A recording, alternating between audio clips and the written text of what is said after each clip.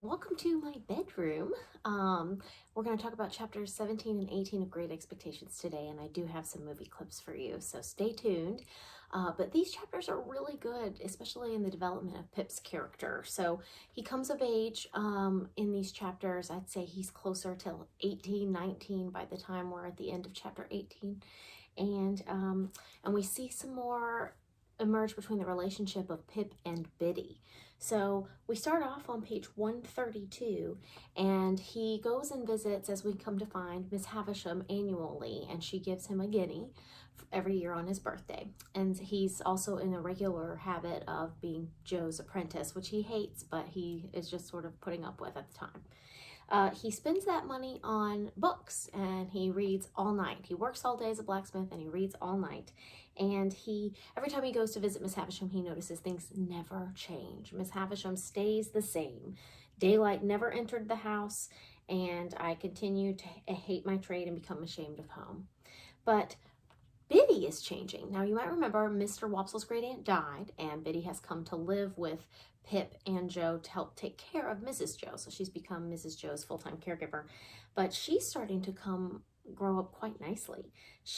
Her shoes came up at the heel, her hair grew bright and neat, and her hands were always clean. But Pip can't help but compare her to Estella. She was not beautiful. She was still common. She could never be like Estella, but she was pleasant and wholesome and sweet-tempered.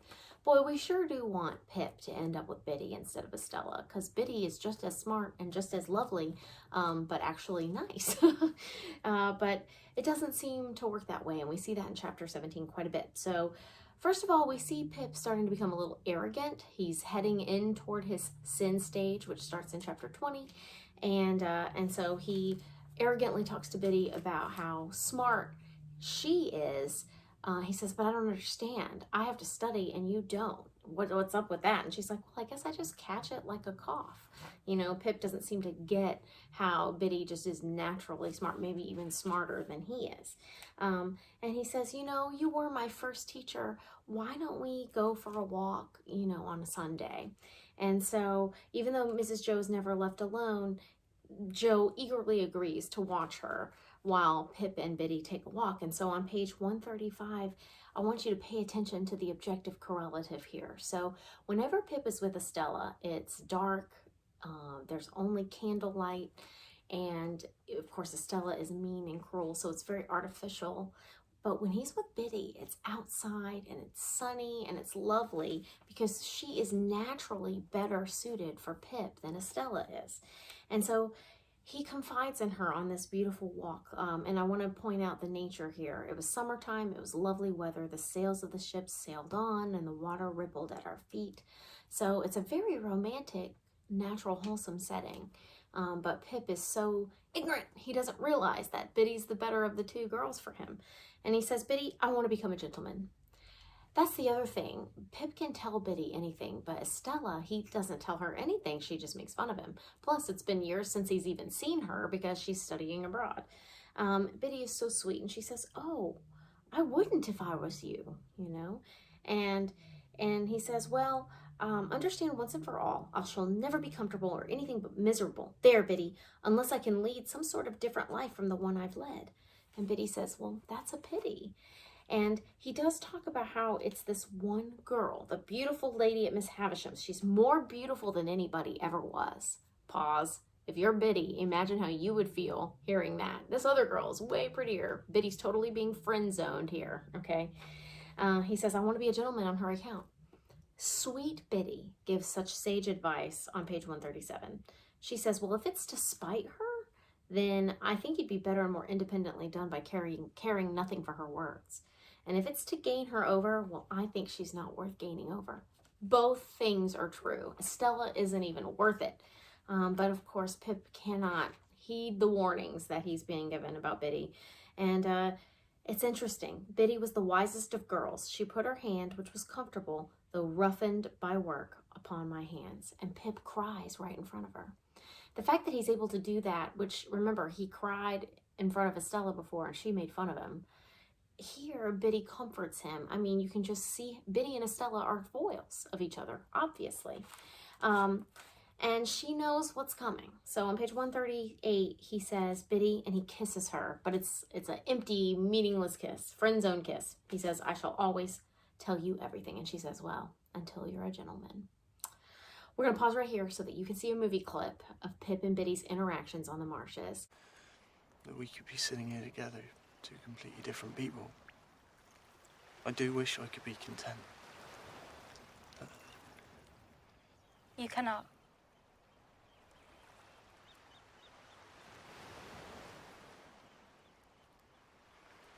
Won't you be content with me? I might. But then I'm easily pleased.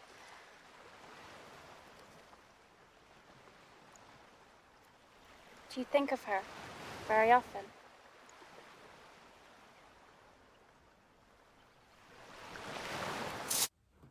Poor Biddy in that scene. You can really sense how she feels slighted and she's at the wrong end of that love triangle. But the scene doesn't end there. Orlick shows up on the marshes. And remember, Orlick's a relatively new character, but he's really important all of a sudden. And he slouches around and talks about himself in the third person. Turns out he has a crush on Biddy. And he stalks her a little bit. On page 139, he pops out when they're walking through the churchyard. And he says, where are you going? Where are you two going? Remember, he's jealous of Pip. So he's probably jealous of Pip's relationship with Biddy, even though it's a friend relationship. And Pip says, well, where should we be going but home? He says, well, then I'll be jiggered if I don't see you home. He's made up this word that he hasn't attached a definite meaning to, but it just basically means something bad, so, something done with a sharp and twisted hook. Biddy whispers, don't let him come. I don't like him. And Pip's like, why? And she says, I think he likes me. I don't know if you picked up on this in the reading, but she says, he's never told me so, but he dances at me whenever he can catch my eye. Orlick dances at Biddy, and I've always envisioned the dance to be something like this. He slouches, he catches Biddy's eye, and he boogies at her, and she can't stand it. And of course, Pip doesn't like Biddy romantically, but he certainly doesn't want someone else to have a crush on her. And so Pip says, I kept an eye on Orlick after that night. And whenever circumstances were favorable at his dancing at Biddy, I got before him to obscure that demonstration. So anytime he catches Orlick doing a dance, Pip's going to stand in the way just to protect Biddy. So just kind of an interesting layer, if you will. And we're going to put all of this in your character chart. So make sure you download that so you can update yours. So chapter 18, fast forward a few years. Pip's in his 4th year of being apprenticed to Joe, and they're hanging out at the Three Jolly Bargemen. And a man shows up who we've met before. You might recall a man whose hand smells like soap, who bites his forefinger. He has bushy eyebrows. Well, now we know this man is Jaggers, and he is going to become Pip's new guardian. So Jaggers and Joe become foils of each other. Jaggers is a lawyer from London. Joe, of course, is the blacksmith from Kent. Jaggers is very smart and brusque and not very caring. And Joe, we love sweet, tender, caring Joe. It starts off on page 142 how he's watching Wopsle basically make a fool of himself, and he steps in and cross-examines Wopsle in this fake scene where Wopsle's evaluating a murder trial, and just humiliates Wopsle. But then the three of them, Joe, Jaggers, and Pip, end up going back to Joe's house, which was feebly lit by one single candle, so we're getting relics of Estella here. But he's on a mission. Jaggers has been sent on an assignment to grab Pip, and it's so strange. Imagine, what would you do if someone showed up and said, I've got a lot of money for you, but you have to do a couple of things first. I'm going to pause here so that you can see the scene of this man Jaggers propositioning Pip for his Great Expectations, and then I'll be right back. Joseph Garger, I'm the bearer of an offer to relieve you of this young fellow, your apprentice. I'm here to inform you that he has great expectations. He has come into a handsome fortune, and it is the desire of the present possessor of the fortune that he be removed from his present circumstances and brought up as a gentleman in London. Do you have any objections? I don't think so. There are conditions, of course. The first being that you always retain the name Pip. You've no objections to that, I dare say. I have no objection. No. And the second stipulation is that the name of the liberal benefactor remain a profound secret.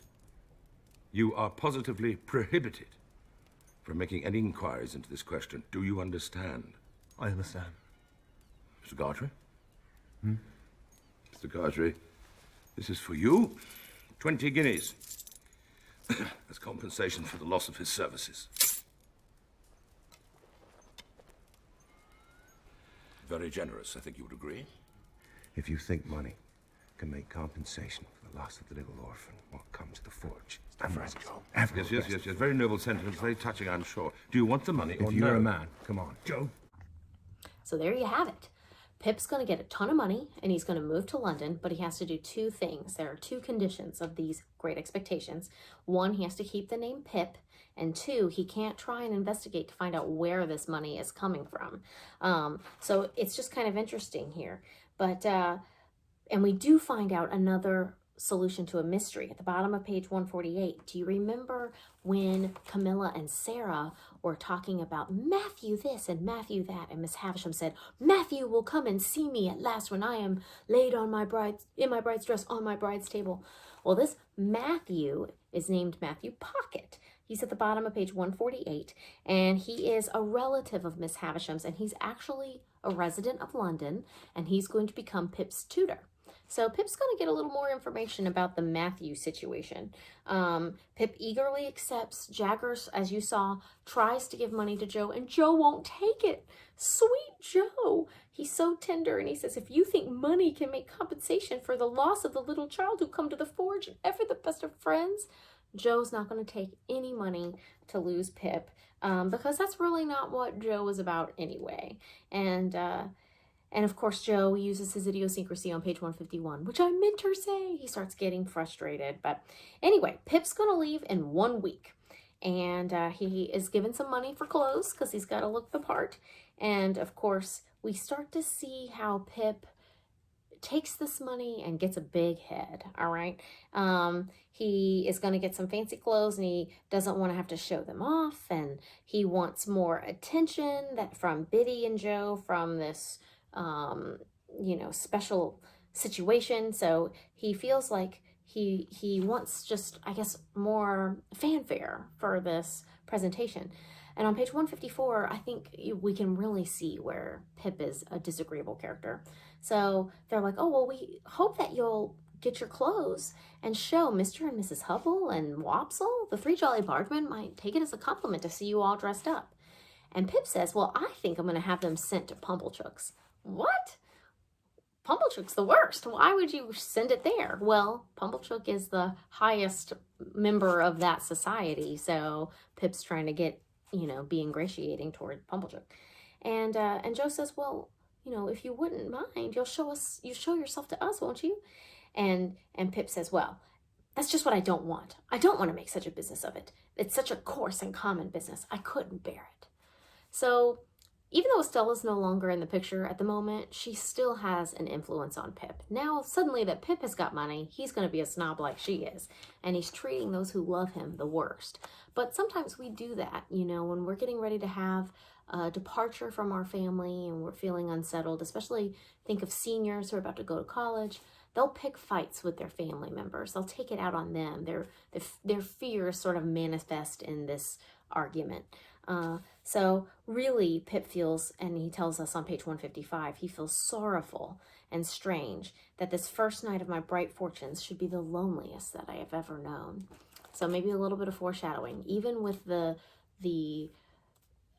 presentation of money, this change in fortune, it may not bring him happiness that he's looking for. So that's the end of chapter 18. Chapter 19 is going to be the last chapter of Pip's innocent stage. So you're going to just read that, and then we're going to move on to chapters 20 through 22, the next reading chunk, and that's when he moves to London, which is the perfect setting for the beginning of his sin stage. All right, thanks guys. Bye.